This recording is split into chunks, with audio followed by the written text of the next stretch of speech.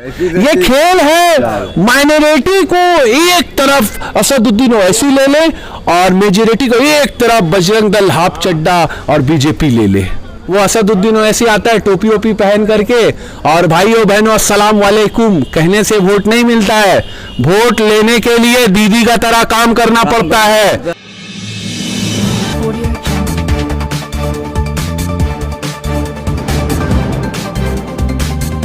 आज आप दुनिया का किसी भी पार्टी कर करके कोई भी स्टेट जा सकते हैं। वाहिद बीजेपी एक ऐसा पार्टी है, उसका झंडा आप पंजाब में नहीं लगा सकते, मारेगा आपको पकड़ के। माने कि वो पागल है या तो आप पागल है। बीजेपी का झंडा आप नहीं लगा सकते, गाड़ी से उठवा दे रहा है। क्यों उठवा रहा है? क्या वो लोग पागल हैं? नहीं, वो लोग थक चुके हैं ऐसा पागल सरकार से। उनको पीछा छोड़ा दीजिए आप लोग। आप लोग तो मीडिया है, पीछा छोड़ा दीजिए। एक अजब सा जाहिलियत, कुछ ने तो जीएसटी दे रहा, कुछ ने तो आंदोलन करा दे रहा, कुछ ने तो मुस्लिम पर्सनल लॉ बोर्ड। जितना दुनिया का नॉन इशू बात है उसको वो इशू बनाता है और जो इशू वाला बात है उसको नॉन इशू करके फाइल बना के साइड कर देता है। उन्हें शर्म वरम नहीं है यार। इतना गैरत बेच के इतना गैरत बेच के सियासत किया जाता है। हाँ, सेक्युलर होकर के सियासत किया जाता है।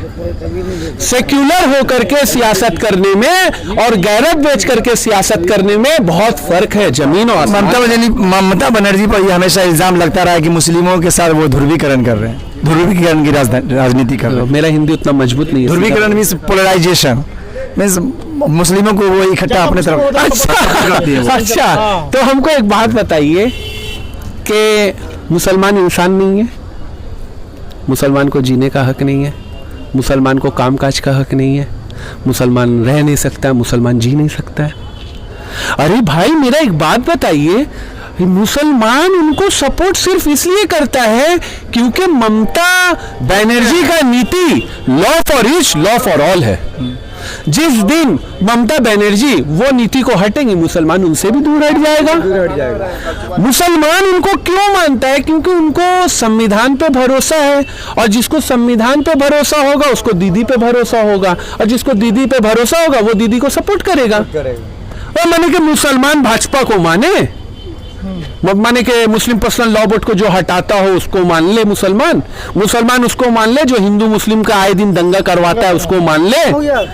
मुसलमान का जमीर जिंदा है, तो बजाय मेहरबानी मुसलमान को अब बहकाइए मत। मुसलमान का एक ही रहबर बंगाल में है जिसका नाम है ममता बनर्जी। अब्बास सिद्दीकी भी अपने वो एरिया से फूला शरीफ से वो वहाँ पे खड़े हुए, अपना पार्टी आईएसएफ के तरफ खड़े हैं वो। तो देखिए यहाँ पे मुसलमानों का वो वोट। एक मिनट, हिंदुस्तान है ये, यहाँ पर ही हर किसी को सियासत करने का हक है, हर किसी को।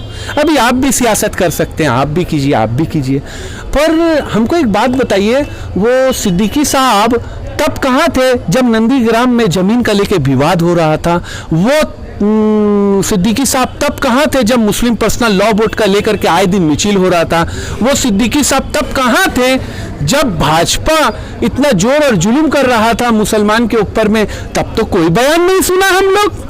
अभी भाजपा के बहाव में सोच रहे हैं वो भी बह जाएंगे, मगर बहना तो इतना। असदुद्दीन ओवैसी साहब तो हमेशा मुसलमानों पर आवाज उठाते रहे। हाँ, एक मिनट, अरे बहुत हेवी टॉपिक बताएं आप। असदुद्दीन ओवैसी और नरेंद्र मोदी, ये दोनों एक ही काट के दो बकुले हैं। नरेंद्र मोदी का कहना है ओवैसी ऐसा बात कहना जो मेरा कान सुनने को तैयार हो, ठीक है?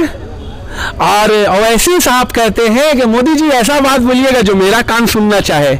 क्योंकि ये दोनों का क्या साठगांठ है, हम कह दे रहे हैं आपको कि आने वाला दौर में मेजॉरिटी वोट तुम ले लो, माइनॉरिटी वोट हम ले ले। ओवैसी साहब को कहिए कि 4 बार पॉलिटिकल साइंस पढ़ लेंगे फिर भी बंगाल में पास नहीं हो पाएंगे।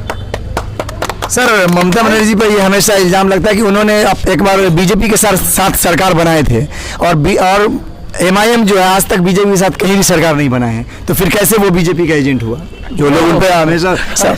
अच्छा, तो एक बात बताइए, आपको अगर हम जानी नुकसान ना दे, माली नुकसान तो दे ही सकते हैं।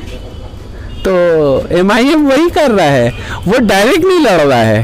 टीएमसी को वो कोई भी आज के डेट में जो टीएमसी का कलकत्ता में जो टीएमसी का खिलाफ खड़ा हो रहा है वो कहीं ना कहीं भाजपा से मिला हुआ है। अब हर चीज का अगर आपको उतना ऊंचा लेवल में जानना है तो कम से कम 6 साल तो पॉलिटिकल साइंस लेके आपको पढ़ना होगा, और पढ़ने के बाद में फिर पॉलिटिकल साइंस को आपको समझ में आएगा कि ये किस लेवल का खेल चल रहा है। ये खेल है माइनॉरिटी को एक तरफ असदुद्दीन ओवैसी ले ले और मेजॉरिटी को एक तरफ बजरंग दल, हाफ चड्डा और बीजेपी ले ले। खबरदार, दोनों को बोल दीजिए पब्लिक जागरूक है, उल्लू ना बनाए, अपना काम करें। हाँ, पब्लिक को बेवकूफ ना बने। वो असदुद्दीन ओवैसी आता है टोपी ओपी पहन करके और भाइयों बहनों अस्सलाम वालेकुम कहने से वोट नहीं मिलता है। वोट लेने के लिए दीदी का तरह काम करना पड़ता है। नंदीग्राम से लेकर के दीघा तक आप चले जाइए, आज रोड आप देख लेंगे, रोड का विभाग देख लीजिए, हॉस्पिटल देख लीजिए, स्कूल देख लीजिए, कलकत्ता का एक चीज। असदुद्दीन ओवैसी साहब भी हैदराबाद में काफी डेवलपमेंट का काम किए हैं। उनका हॉस्पिटल चलता है, उनका इंजीनियरिंग कॉलेज चलता है। अच्छा। लोग उनसे बहुत खुश है, वहाँ के हिंदू मुसलमान सबसे खुश तो है। उनको कहिए कि पहले हैदराबाद से सीएम का शपथ ले लें, फिर हम लोग यहाँ पर भी उनके बारे में सोचेंगे। हम तो कहाँ उनकी खानदानी दुश्मन है। आप कहिए ना, वो अपना हैदराबाद से जीत के दिखाएं। दूसरे के घर पे आते हैं, इलेक्शन लड़ते हैं, वोट खराब करते हैं, फिर अपना घर चले जाते हैं। ये कहाँ का तरीका है? उनको कहिए हैदराबाद से इलेक्शन लड़े और हैदराबाद से इलेक्शन लड़के हैदराबाद को जीते और फिर प्राइम मिनिस्टर बन जाए। मोदी से ऐसे भी हम लोग आज ही जा चुके हैं। तो आपको क्या आप जब भी इलेक्शन लड़ेंगे, कभी भी इलेक्शन जब आप लड़ेंगे तो आप तो पहले अपने घर से ना लड़ेंगे। आपका घर का पकड़ सही है नहीं और आप जा रहे हैं यूपी, बिहार, लंदन, फ्रांस। तो आप क्यों जा रहे हैं पता है ना आपको? आप वोट काटने जा रहे हैं, ये आपको भी पता है। चलो भाई, सीट मिले ना मिले, पैसा तो मिलेगा ही, कुछ मिले ना मिले, पावर तो मिल ही जाएगा। सर काफी बातें होंगी भाई, अपना नाम बताइए। मेरा नाम है मोहम्मद फैयाज खान। भाईजान से बंगाल का टाइगर है ममता बनर्जी। और अमित शाह जो है ना, इंसान नहीं जानवर है। कहना कि बीजेपी हिंदू की पार्टी नहीं है। अगर हिंदू की पार्टी होती बीजेपी तो 1947 के बाद बीजेपी ही होती है हिंदुस्तान में।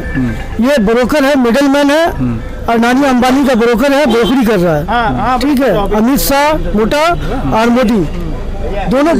लोग तो कहते हैं कि बीजेपी जब से आई है तो तब से हिंदू जाग चुका है और हिंदू को सही हिंदू होने का समझ आ गया है। हिंदू को जगाने की जरूरत नहीं, हिंदू तो 1947 में ही जाग गया था अंग्रेजों को भगा के। इसमें एक तो बात हमको बोलना है, हिंदू वाला मसला पे एक बात बोलने दीजिएगा।